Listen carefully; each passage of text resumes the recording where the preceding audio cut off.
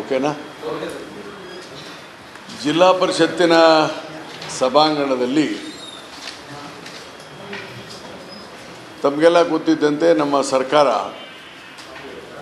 Doctor Nanjundappa ವರದಿಯ ಆಧಾರದ ಮೇಲೆ ಏನು ಅಭಿವೃದ್ಧಿಗಳಾಗಿದೆ, ತದನಂತರ ಅದರ ಪರಿಣಾಮಗಳು ಏನಾಗಿದೆ, ಮುಂದೆ ಏನು ಮಾಡಬೇಕು ಅನ್ನೋದರ ಸಲುವಾಗಿ ನಮ್ಮ ಸರ್ಕಾರ ಗೋವಿಂದರಾವ್ ಅವರ ನೇತೃತ್ವದಲ್ಲಿ ಒಂದು ಕಮಿಟಿಯನ್ನು ಮಾಡಿದೆ. It's A kind of A ಅಸಮತೋಲನ ಎಲ್ಲೆಲ್ಲಿದೆ, ಏನು ಮಾಡಬೇಕು ಅನ್ನೋದಕ್ಕಾಗಿ ಒಂದು ಕಮಿಟಿ ಮಾಡಿದೆ. ಆ ಕಮಿಟಿ ಸದಸ್ಯರು ಕೊಪ್ಪಳಕ್ಕೆ ಬಂದಿದ್ದರು.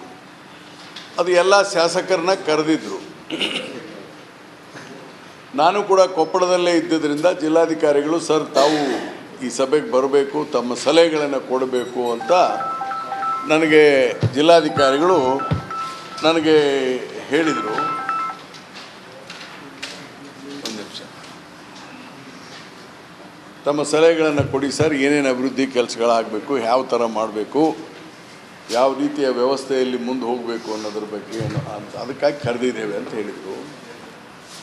ಅದಕ್ಕೆ ನಾನು ಆ ಸಭೆಯಲ್ಲಿ ಅಟೆಂಡ್ ಆದಮೇಲೆ ನಮ್ಮ ಆರ್ಥಿಕ ಇಲಾಖೆ ಅಧಿಕಾರಿ ವಿಶಾಲ್ ಅವರು, ಬಾಗಲಕೋಟೆ ಅಂತವರು ಸದಸ್ಯರು ಬಂದು ಇಡೀ ಕಲ್ಯಾಣ ಕರ್ನಾಟಕದಲ್ಲಿ ಕಳೆದ 20 ವರ್ಷಗಳಿಂದ ಯಾವ್ಯಾವ ಥರ ಅಭಿವೃದ್ಧಿ ಕೆಲಸಗಳು ನಡೆದಿದೆ, ಏನಾಗಿದೆ, ಏನಾಗಬೇಕು ಅನ್ನೋದ್ರ ಬಗ್ಗೆ ಚರ್ಚೆ ಆಗ್ತಾಯಿತ್ತು. ಅದಕ್ಕೆ ಆ ಸಂದರ್ಭದಲ್ಲಿ ರಾಜ್ಯದಲ್ಲಿರುವಂಥ ಅತ್ಯಂತ ಹಿಂದುಳಿದ ತಾಲೂಕಾ, ಹಿಂದುಳಿದ ಜಿಲ್ಲೆಗಳ ಬಗ್ಗೆನೂ ಕೂಡ ಚರ್ಚೆ ಆಯಿತು with a lot of figures and facts. ನಾನು ಅವ್ರಿಗೆ ಹೇಳ್ತಾ ಇದ್ದೆ, ನನ್ನ ಸ್ಟೇಟ್ಮೆಂಟ್ ಅದು ನಾನು ಪತ್ರಿಕೆಗೆ ಕೊಟ್ಟಂಥ ಸ್ಟೇಟ್ಮೆಂಟ್ ಅಲ್ಲ.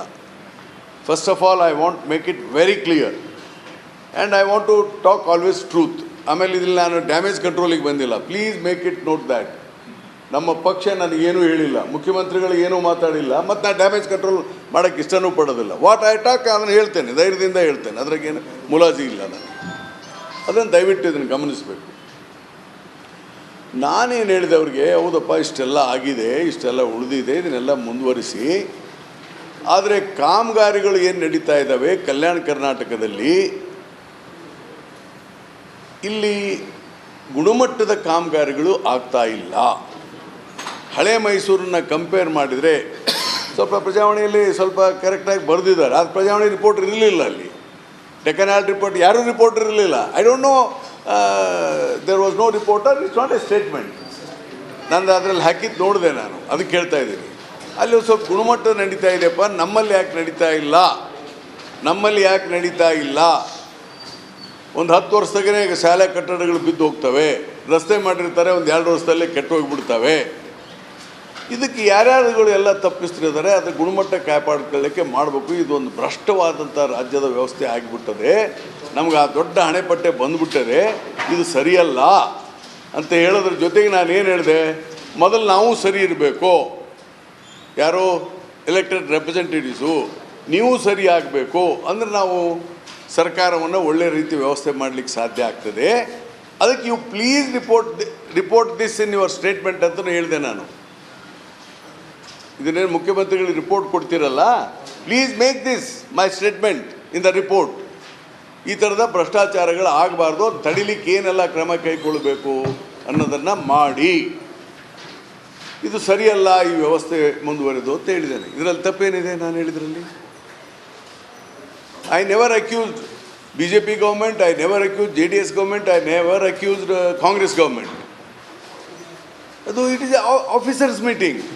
ಅದನ್ನು ಅರ್ಧಂಬರ್ಧ ತಿಳ್ಕೊಂಡು ಬಿಟ್ಟು ಪತ್ರಿಕೆಯಲ್ಲಿ ಕರ್ನಾಟಕ ನಂಬರ್ 1 ಆಗಿದೆ ಅಂತ ರಾಯರೆಡ್ಡಿ ಅವರು ಹೇಳಿದರು. ಎಸ್, ನಾನು ಹೇಳಿದ್ದೆ, ಕರ್ನಾಟಕದಲ್ಲಿ ಭಾಳಷ್ಟು ಈ ಅಭಿವೃದ್ಧಿ ಕೆಲಸದಲ್ಲಿ ಕರಪ್ಷನ್ನು ಇದೆಲ್ಲ ಆಗಿ ಹಾಳಾಗ್ತಾಯಿದೆ ಅಂತ ಡೆಫಿನೆಟಾಗಿ ಜನರಲ್ ಅಡ್ಮಿನಿಸ್ಟ್ರೇಷನಲ್ಲಿ ಆಗ್ತಾಯಿದೆ ಅಂತ ಹೇಳ್ತೇನೆ.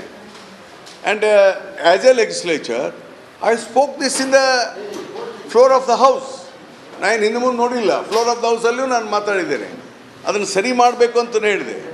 ನಾನು ಇನ್ಫ್ಯಾಕ್ಟ್ ಸತ್ಯ ಹೇಳ್ತೇನೆ ಇದನ್ನು. I am telling the truth. It is up to the media to how you carry on.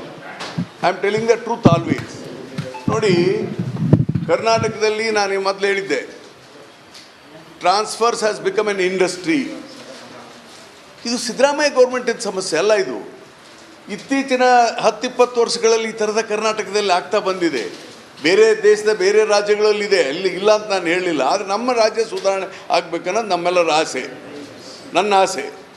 ಈಗ ನಾವೆಲ್ಲರೂ ಕೆಟ್ಟೋಗಿದ್ದೇವೆ, ಸರಿ ಇಲ್ಲ. ಅದ್ರ ಹಿಂದಿನ ದಿವಸನೂ ನಾನು ಮಾತಾಡಿದ್ದೆ, ಅದು ಪತ್ರಿಕೆಯಲ್ಲಿ ಬಂದಿದೆ. ಏನಂತ ಹೇಳಿದ್ದೆ ನಾನು?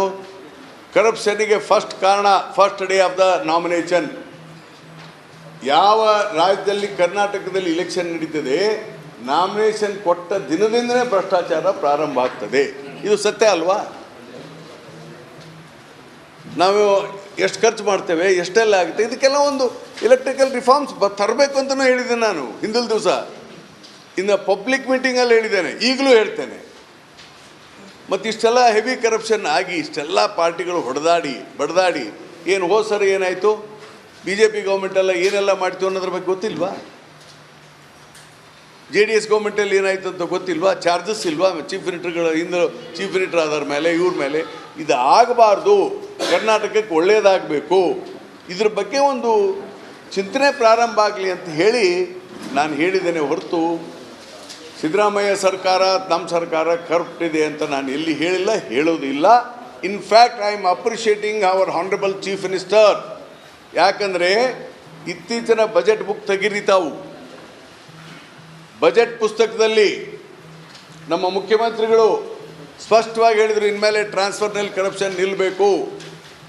ಅದಕ್ಕಾಗಿಯೇ ಎಕ್ಸೈಸ್ ಡಿಪಾರ್ಟ್ಮೆಂಟ್ ಮತ್ತು sub register, mains and geology, commercial tax, ಇಂಥ ಎಲ್ಲ ಅಧಿಕಾರಿಗಳು ಇನ್ಮೇಲೆ ರೆಕಮೆಂಡೇಶನ್ ಮೇಲೆ ಟ್ರಾನ್ಸ್ಫರ್ ಆಗುವ ಹಾಗಿಲ್ಲ.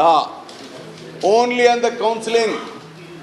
Even I must appreciate Priyanka Kharge.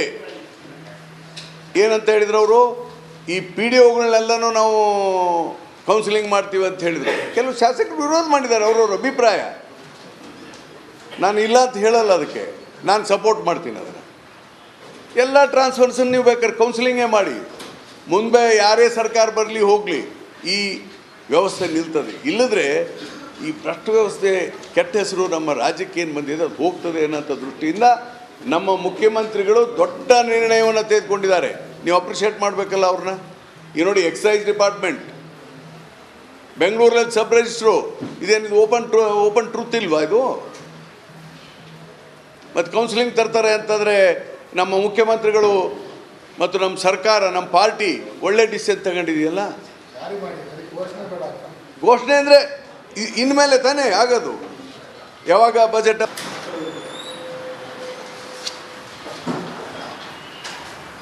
ಓಕೆನಾ?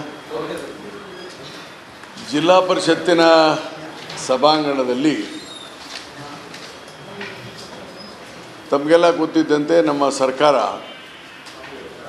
ಡಾಕ್ಟರ್ ನಂಜುಂಡಪ್ಪ ವರದಿಯ ಆಧಾರದ ಮೇಲೆ ಏನು ಅಭಿವೃದ್ಧಿಗಳಾಗಿದೆ, ತದನಂತರ ಅದರ ಪರಿಣಾಮಗಳು ಏನಾಗಿದೆ, ಮುಂದೆ ಏನು ಮಾಡಬೇಕು ಅನ್ನೋದ್ರ ಸಲುವಾಗಿ ನಮ್ಮ ಸರ್ಕಾರ ಗೋವಿಂದರಾವ್ ಅವರ ನೇತೃತ್ವದಲ್ಲಿ ಒಂದು ಕಮಿಟಿಯನ್ನು ಮಾಡಿದೆ. It is A kind of A ಅಸಮತೋಲನ, ಎಲ್ಲೆಲ್ಲಿದೆ, ಏನು ಮಾಡಬೇಕು ಅನ್ನೋದಕ್ಕಾಗಿ ಒಂದು ಕಮಿಟಿ ಮಾಡಿದೆ. ಆ ಕಮಿಟಿ ಸದಸ್ಯರು ಕೊಪ್ಪಳಕ್ಕೆ ಬಂದಿದ್ದರು. ಅದು ಎಲ್ಲ ಶಾಸಕರನ್ನ ಕರೆದಿದ್ದರು.